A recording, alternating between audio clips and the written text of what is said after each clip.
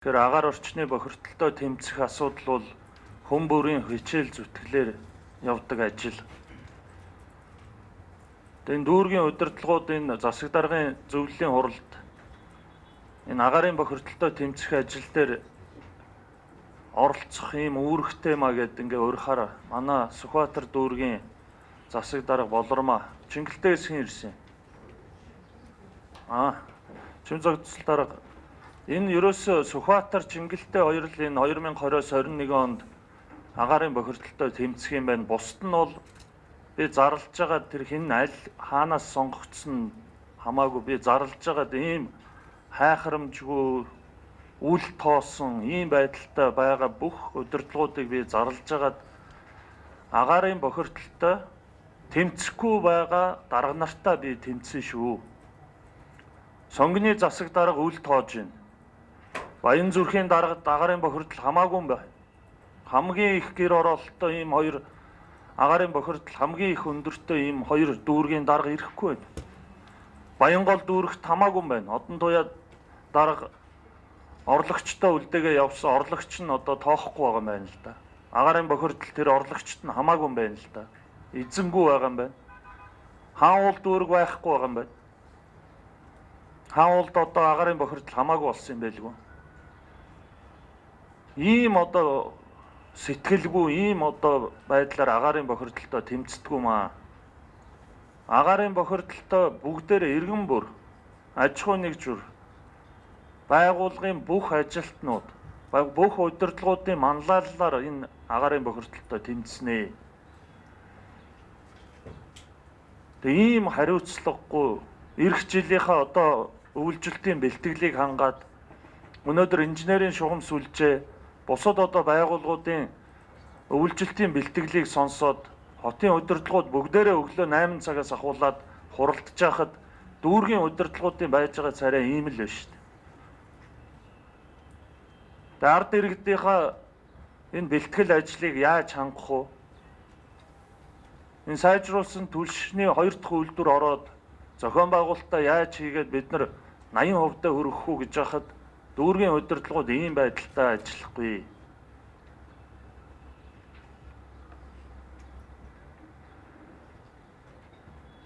Одоо захирамж гарна.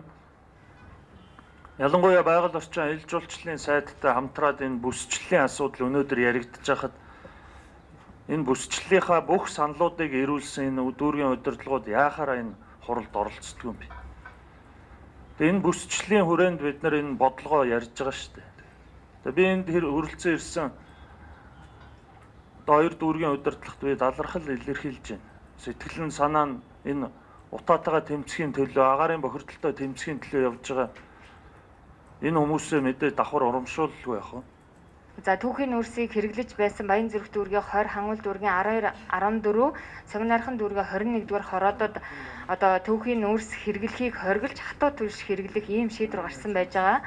За энэ шийдвэр маань Монгол Улсын засгийн газрын хурал 2020 оны 5 сарын 27-ны өдрийн хуралдаанаар батлагдаж 189-р тогтоолоор баталгаажсан байгаа.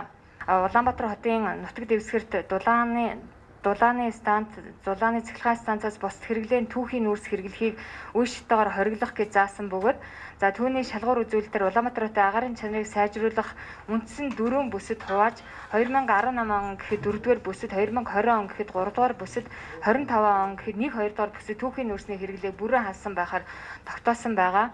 Агаарын чанарыг сайжруулах бүсийг доорх 4 бүсэд хуваалаа.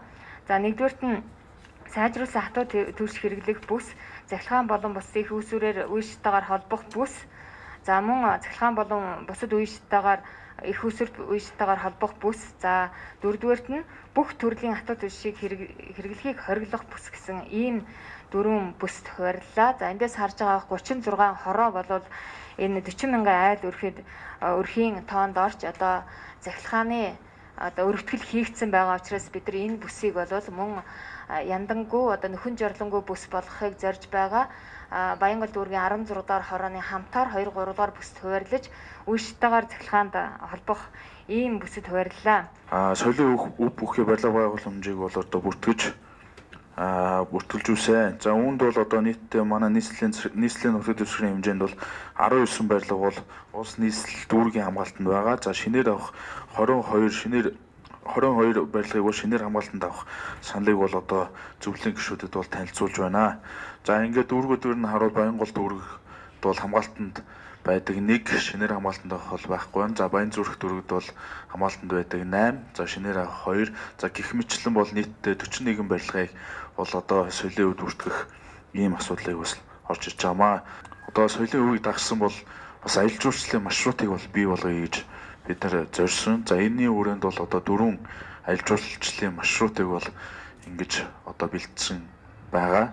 За үүнд бол одоо нэгдүгээрт Их Тэнгэрийн ам зайсангийн аяллалын маршрут, Улаанбаатар хотын зүүн үсгийн аялал, за Гандан дэгшлийн Төв шуудангийн аялал, Дам дэржлийн Дашчуулан хийдийн аялал гэсэн ийм 4 маршрутыг бол одоо бэлдсэн санал болгож оруулж ирж байна. Тэгээд бэлтгэх асуудал байна. За бэлтгэх байна. Үйлчлэгээ бэлтгэх 200 төрийн бүсийн 257 сургуулийн 8906 бүлэгт төрийн хэмжээнд 142, төрийн бус хэмжээнд 124, нийтдээ 266 сургууль зогсоосон. Үндсэндээ ингээд өнгөрсөн хичээлийн жилийн сургуулийн байгууллагуудын үйл ажиллагааг үе шаттай нээх ийм шийдвэр гарсан. За үүнд бол одоо 9 зохицуулалт хийж байгаа. Болох юм бол сум баг тосгонд бол одоо 7 хоногийн 2 настай хүүхдийг ер нь бол Монгол улс 2-5 настай хүүхдийг сургуулийн тухай хуулиар сургуулийн өмнө хүүхдэд тэлийн хичээл зохион байгуулах, сургуулийн үйл ажиллагааг явуулах шаардлагатай журам заавар өдөрт сургуулийн бүртгэл бол 1-р ангид эзэгч байгаа хүүхдийн бүртгэл байдаг. Ингээд 20 настай хүүхдүүдийн 122 бүлэг 8706 хүүхэд 3 ижил хичээлж ирсэн. За ингээд жил тус 20 онд бол одоо яг өнгөрсөн жилийн одоо 3 дугаар өдрлийн байдлаар бол сургуулийн зориулалтаар ашиглаж болох иргэн аж ахуйн нэгжүүдийн мэдэлд байгаа. Сургуулийн зориулалтаар ашиглаж болох ийм одоо шугамар 2 сургууль 4 цэцэрлэгийн барилга одоо энэ ондоо одоо бүгд ашиглалтанд орох төлөвлөгөөтэй ингээд баригдаж байна. Бол 7 цэцэрлэг, 1 спорт зал, 1 сургуулийн хоолны газрын өргөтгөл, 23 баг сургууль цэцэрлэгийн цогцлбор 5 ажил байна. Тэнгэр шалгуулалтанд үргэлжилж байгаа 5 ажил байна. За тэнгэр шалгуулалтын болгож Ахмад аргаар асуулсан ажлын хэсэг гарсан. Ажлын хэсэг ажиллаад бол энэ 23 байршлыг асуудал шийдвэрлэж байгаа 2 ажил, газрын асуудлыг шийдвэрлэх шаардлагатай байгаа 1 ажил гэсэн ийм байдалтай